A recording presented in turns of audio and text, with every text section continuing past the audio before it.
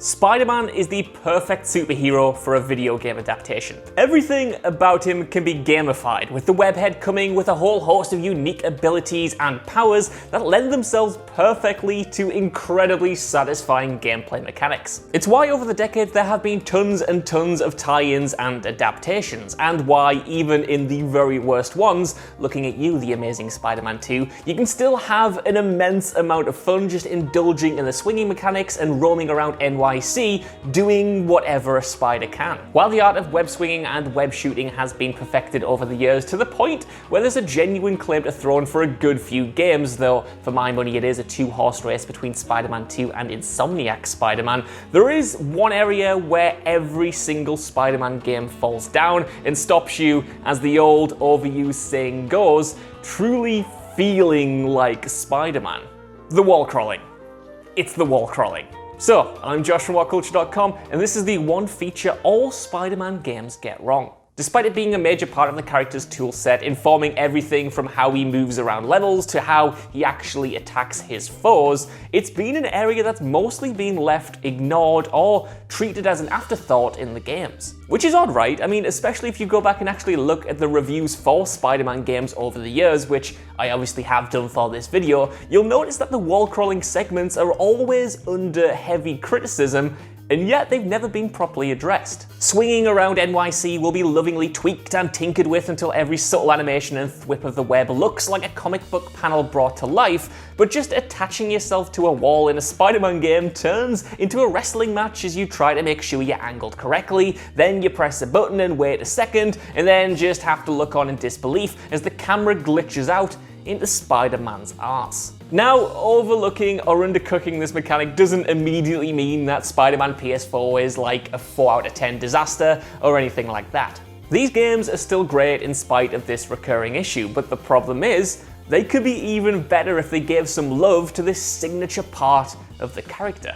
Now, first off, obviously, I want to say that some games have, of course, done this better than others, and it's not like the system has remained the same since Spidey first shimmied up a wall on the Atari 2600. The first 3D game on PS1, for instance, actually gave a lot of love to this mechanic and laid the foundations for what pretty much every other Spider-Man game would build off in the years to come. With platforming being all the rage back in those days, wall crawling was an essential part of the character's arsenal, and with only a limited amount of web swings, crawling around on your hands and feet was a huge way of how you got around in that game. And in general was just a huge source of gameplay, like you spent so much time wall crawling in this release. And this did make for some pretty cool moments, like in those levels where you had to crawl up a skyscraper and avoid those machine gun spotlights that, for some reason, were in every single PlayStation 1 game. There was also some rudimentary stealth involved as well, with the player whipping up to the ceiling and then taking out unsuspecting guards down below. It was a pretty good start, but with it came issues that developers still struggle to get past to this day.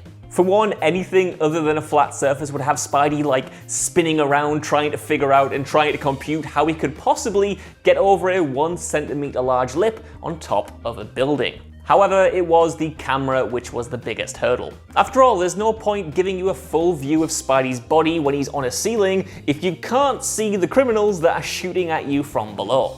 To accommodate this, old Spider-Man games actually swung the camera out to a top-down view, which let you see Spider-Man and everything in the level. While this did aid clarity though, it was a total immersion breaker because Spidey looked like he was walking on air. You could see the barriers of the level and parts of the environment would just become transparent and totally artificial. The issue with the camera then has been a battle that all developers have had to fight who have worked on these games. In fact, it wasn't even Spider-Man developers. Pretty much every action game released in the 2000s and into the 2010s couldn't control their camera. It was completely bewildering, it would break, and it was an absolute nightmare to code.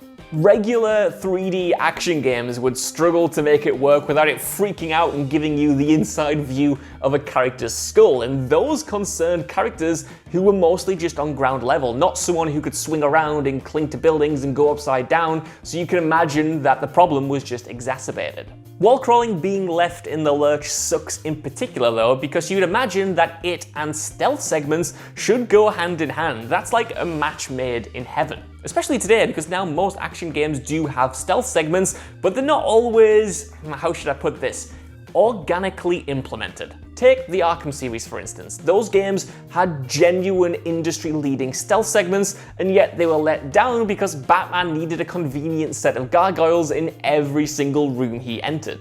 You might even say they were the most important gadget in his whole arsenal. Without them, he would just be a sitting duck and would get shot in the head straight away, dead, done. No more games.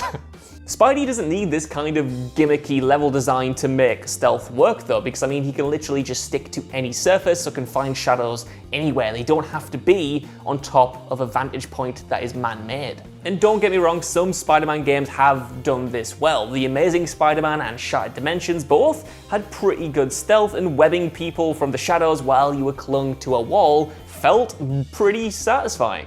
Sadly, what let those titles down was terrible execution, with wonky AI, repeated animations, and just generally unchallenging stealth not living up to the potential of the system they created. In fact, I'd say there hasn't been a Spider-Man game that has taken that system and imbued it with proper AAA production values.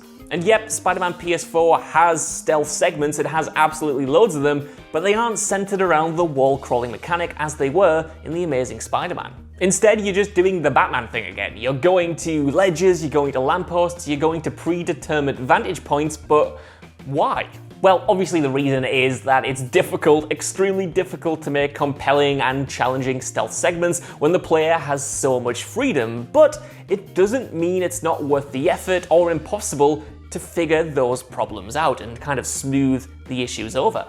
Currently, it's kind of the equivalent of playing a cover shooter and going into a level and then noticing that there's a bunch of conveniently placed chest-high obstacles in the area that you know you're going to have to cling to and shoot over. It's just artificial. If you see these in a map, you know you're going to get into a firefight. It's not organic level design, and you can spot the developers at work and you can spot the artifice. Again, not capitalizing on this freedom of movement doesn't mean that these games are now bad and that you shouldn't like them, just that there's untapped potential there. Spidey doesn't need to rely on lampposts. He can cling to walls, he can cling to anything, he can make his own vantage points. It's general inelegance that has been the real destroyer of this mechanic though.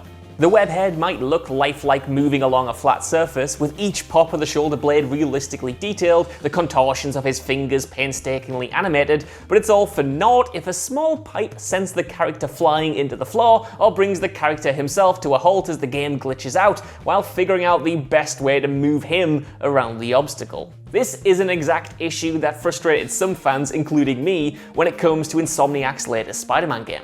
Everything else about that release is so buttery smooth, and it's a proper next-gen superhero experience, except from the wall crawling, which is absolutely stuck in the past. This was implemented to be more or less entirely separate from the character's other movement abilities, which is just, that's madness to me. Even worse, a good chunk of surfaces couldn't even be crawled on or stuck to. You had to move the character around in such an inorganic and awkward way just to get him onto some walls. It doesn't make any sense. Likewise, attaching to a wall took a second and it couldn't be comboed with any other moves. Sticking to a surface during swinging was treated as though the player wanted to stop dead in their tracks and all movement and momentum would just come to a halt, but why does that have to be the case? Why couldn't it be more organically linked in with Spidey's other moves? I think part of the reason is developers actually think wall crawling is slow and it's boring, but it's only slow and boring because they made it slow and boring. And this could explain why Spidey's key movement ability has all but been replaced with wall running in his games. Because if you're not web swinging in these games, there's a good chance that what you'll be doing instead is running up the side of a building or running around it. And this is all well and good, I don't hate wall running or anything, but the idea that there can't be a middle ground for a fast crawl in between swinging and running just to add to the entire moveset is baffling. It's such a core part of the character, it's such a core part of how he moves. Why isn't that getting, fleshed out? Why isn't it getting fleshed out? And not factoring these animations into the flow of gameplay is even more annoying because there are some games that do wall crawling better than Spider-Man does wall crawling. Right, look, before I get into this, I'm not going to tell you that 2010's Aliens vs Predator is an amazing game. I'm not even going to say it's better than a lot of Spider-Man games, but there are things that the franchise could take from this game to make it even better. I know, that sounds very strange, but let me convince you.